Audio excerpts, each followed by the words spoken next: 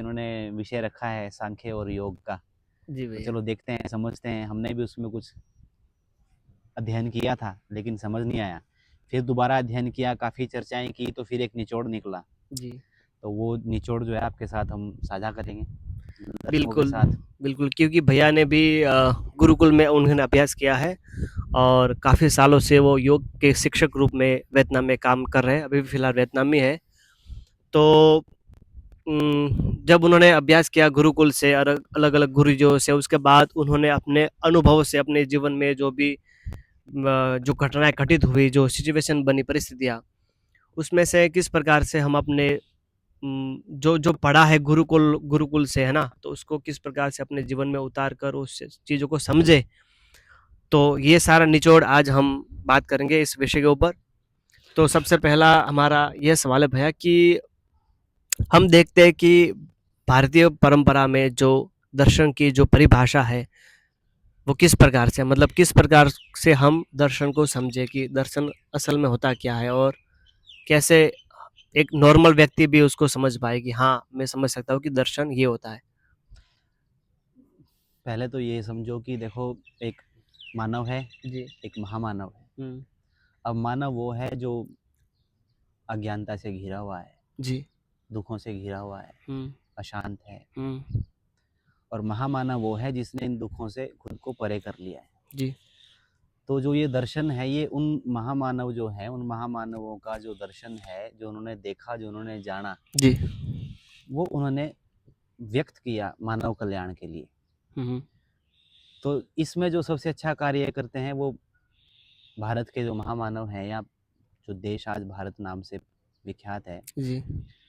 हम भी वहीं से ही हैं। हुँ। तो वहाँ पे जो लोग हुए, उन्होंने उसका दर्शन किया और मानव कल्याण हेतु उसका बखान किया। तो अब जैसे अपने सांख्य दर्शन है, इनके प्रणेता जो है, इनके जो दर्शनकार हैं, जी। वो कौन है? कपिल मुनि। कपिल मुनि है। जी। ऐसे ही अपने योग दर्शन के हैं अपने महर्षि पतंजलि। महर्षि पतंजलि जी। जी। तो ये महामानव हैं। अच्छा। तो इन लोगों ने जो क्रियाएं की, साधनाएं की, जी। उसके द्वारा जो उन्हें दर्शन हुआ, उसके द्वारा जो उन्होंने जाना, जिसको हम कहते हैं सत्य, हुँ, हुँ। तो वही सत्य उन्होंने उन किताबों में भरा, जिसको हम जी। ज्ञान बोलते हैं। अच्छा। और वो सनातन है, वो हमेशा रहेगा, हमेशा से था। हुँ, हुँ। और इस विषय पे जो है हमारी चर्चा चलती रहेगी आगे भी अभी। जी, बिल्कुल। तो पहले मैं यही बताना चाहता कि मानव और महामानव, जी। अब जो इनका जो मुख्य उद्देश्य रहा, वो रहा मोक्ष का। जी। अब मोक्ष आप जानते ही हैं, सभी की भी प्रचलित है मोक्ष, जी भैया। मुक्ति। हुँ। अब फिर से वहाँ रह गए कि मुक्ति किससे करें। हुँ। तो सर उन्होंने बड़ी सरलता से बताया कि भाई हम, तुम्हें ये जानना होगा पहले कि तुम कौन हो, जी। ये प्रकृति क्या है। जी। तो उसमें जो संज्ञाएं दी हैं, जी। प्रकृति संज्ञा जो दी है या पुरुष संज्ञा जो दी है, हुँ। वो दो चीज़ों को दी है। जी। अब आज के जैसे अब प्रचलित है, हुँ। तो उसमें पुरुष बोल देते हैं ईश्वर को, और हुँ। प्रकृति बोल देते हैं जो ये कुछ दिख रहा है हमें, हुँ। ये प्रकृति है। हुँ।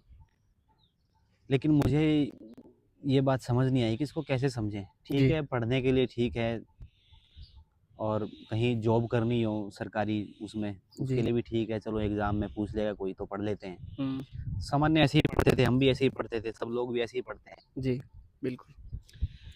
फिर मुझे बाद में जब मैंने निर्णय लिया कि नहीं, जॉब नहीं करनी, जी भैया। तो फिर क्यों पढ़ें सांख्य दर्शन।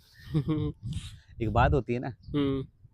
कि यार जॉब तो करनी नहीं, क्या पढ़ना। हुँ। लेकिन मेरे को वो चीज़ नहीं आई मन में। मेरे हुँ। मन में ये है कि यार ये चीज़ें हैं तो हैं, ये मानव के लिए हैं, ये हुँ। एग्ज़ाम के लिए तो नहीं है। हुँ।